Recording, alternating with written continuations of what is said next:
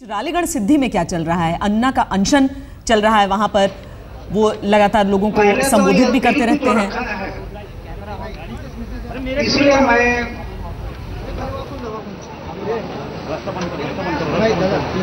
कांग्रेस है, बीजेपी है और उनके साथ जुड़े हुए जो पार्टियां हैं उनके आभार व्यक्त करता हूं। ये बिल रखा है। इस बिल में महत्वपूर्ण बात यह है कि सीबीआई का सरकार का कंट्रोल इस बिल से निकाल दिया है। ये बहुत अच्छी बात है। और सीबीआई के डायरेक्टर की नियुक्ति आप प्रधानमंत्री, नेता विपक्ष और सर्वोच्च न्यायालय के मुख्य न्यायमूर्ति चयन करेंगे, ऐसा इसमें आ गया। दूसरा है, लोकपाल के 8 सदस्य हैं। लोकपाल के 8 सदस्य होंगे, उनमें 4 रिटायर्ड सुप्रीम कोर्ट जज होंगे। 4 हाई कोर्ट चीफ जज होंगे और 4 सदस्य वित्त, कानून, प्रशासन, जांच एजेंसी एक्सपर्ट होंगे। तो ये महत्वपूर्ण बात है कि अगर ये लोकपाल सदस्य जो है इनके 4 लोग रिटायर्ड जज है तो इसमें कोई हेरा फेरी नहीं कर सकता, 4 रिटायर्ड जज होने के कारण।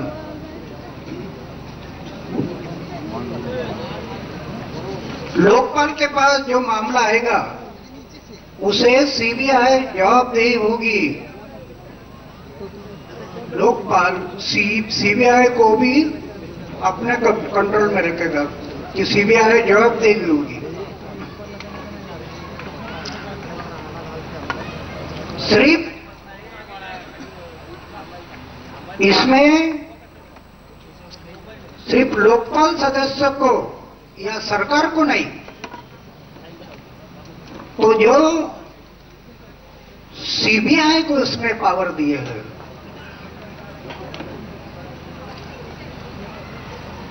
लोकपाल सदस्य को भारत के राष्ट्रपति सुप्रीम कोर्ट के इंक्वायरी के बाद हटा सकते हैं।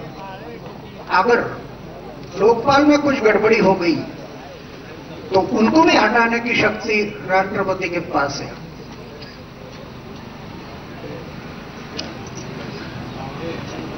उसके लिए 100 सांसद की रिकमेंड भी साथ में होना जरूरी है। लोकपाल के लिए सरकार पर निर्भर रहने की जरूरत नहीं, उनका बजट अलग से किया जाएगा। जितना बजट होगा वो अलग दिया जाएगा लोकपाल के लिए,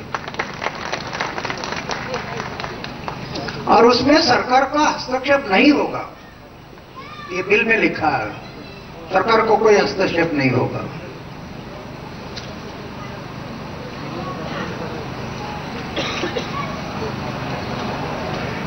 सीबीआई सिर्फ लोकपाल को बाध्य है। सीबीआई सिर्फ लोकपाल, सरकार उसमें कोई भी दखल अंदाजी नहीं करेगा। लोकपाल उनमें सीबीआई पूरे कंट्रोल में रखी है लोकपाल के।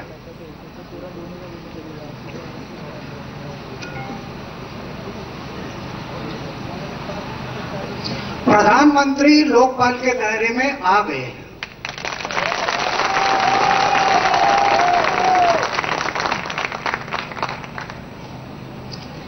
अभी हर राज्य की जिम्मेदारी है। लोकपाल जब पास होता है तो उसमें इस बिल में ये भी तरतूत है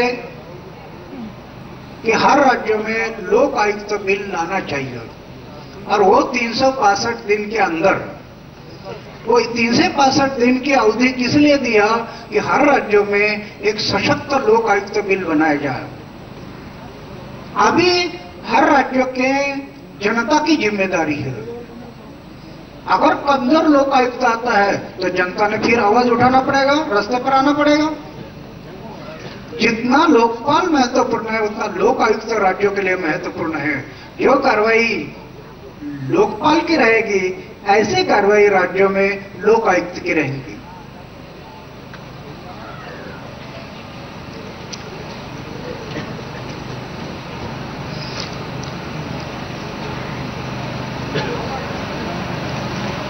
कर्मचारियों के क्लास 1, 2, 3, 4 ये सब अधिकारी इसमें क्लास 1 और क्लास 2 लोकपाल के दायरे में रहेंगे और क्लास 3 और क्लास 4 लोकपाल प्लस सीवीसी दोनों के दायरे में रहेंगे। गवर्नमेंट का कंट्रोल नहीं। गवर्नमेंट के कंट्रोल से कारण भ्रष्टाचार बढ़ गया और हमारी लड़ाई में यह मुद्दा बहुत महत्वपूर्ण था कि सरकार का कंट्रोल नहीं होना चाहिए।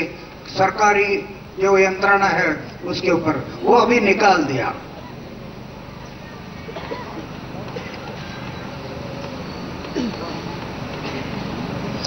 भ्रष्टाचार के मामले में सीबीआई एवं सीवीसी दोनों जांच एजेंसियां लोकपाल के अधीन में है। चाहे सीबीआई हो या सीवीसी हो, इन दोनों पर भी कंट्रोल रहेगा, वो लोकपाल का रहेगा। दोनों एजेंसी पर, सरकार का नहीं। जांच के दरमियान अभियुक्त की संपत्ति जब्त करने का अधिकार लोकपाल को होगा। जो भी अधिकारी ऐसा दोषी है उसकी प्रॉपर्टी जब्त करने का अधिकार लोकपाल को होगा। वो प्रॉपर्टी जब्त कर सकते हैं।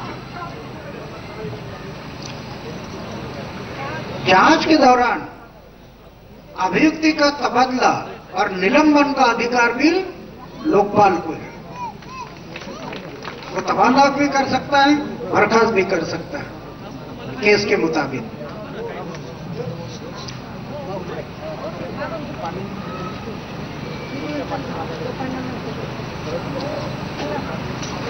जो भी जांच चलेगी सीबीआई की, प्राथमिक जांच 3 महीने में होगी, विस्तृत जांच 6 महीने में होगी और मुकदमा, कोई भी मुकदमा 1 साल के आगे नहीं जाएगा। 1 साल के अंदर उसका निर्णय देना। आज कई साल से पड़े हैं, उसका कोई बातें नहीं होती। एनजीओ, स्वयंसेवी संस्था जो सरकार से अनुदान लेती है, वो भी लोकपाल के दायरे में लाई गई है।